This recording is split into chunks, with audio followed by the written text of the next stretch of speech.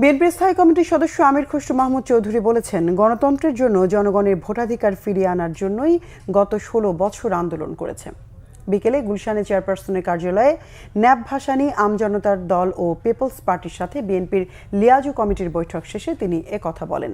Advocate Azharul ইসলামের নেতৃত্বে ন্যাপের 10 সদস্যের প্রতিনিধি দলের সাথে বিকেল ৩টার কিছু পরে বৈঠক করে বিএনপি। এরপর 4টার পরে অবসরপ্রাপ্ত কর্নেল মশিউজ্জামানের নেতৃত্বে 12 সদস্যের প্রতিনিধি দল বৈঠক করে বিএনপির সাথে।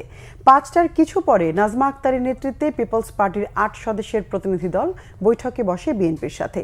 বিএনপির স্থায়ী কমিটির সদস্য ইকবাল হাসান মাহমুদ টুকু ও দলের ভাইস চেয়ারম্যান বরকতুল্লাহ বুলু বৈঠকে উপস্থিত ছিলেন।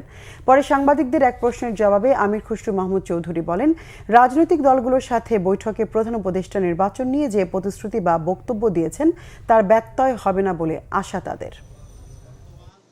16 বছরের যুদ্ধটা ছিল গণতন্ত্রের জন্য, বাংলাদেশে গণতান্ত্রিক অর্ডার ফিরিয়ে আনার জন্য, জনগণের ভোটাধিকার ফিরিয়ে আনার জন্য, জনগণের মালিকানা ফিরিয়ে আনার জন্য। যেই সরকার জনগণের ভোটে নির্বাচিত হবে তারা জনগণের কাছে দায়বদ্ধ থাকবে, জবাবদিহি থাকবে। সেটা যেই সরকারই হোক, কোনো মহামানবকে বাংলাদেশের দায়িত্ব দেওয়ার জন্য বাংলাদেশের মানুষ নির্বাচনে, এই বাংলাদেশের মানুষ আন্দোলন সংগ্রাম করে নাই, ত্যাগ স্বীকার করে নাই। আর কোনো মহামানব কোনো দেশের গণতন্ত্রের সমাধান দেবে, তার জন্য বাংলাদেশের জনগণকে অপেক্ষা করতে হবে, এটা বিশ্বাস করার কোনো কারণ নেই।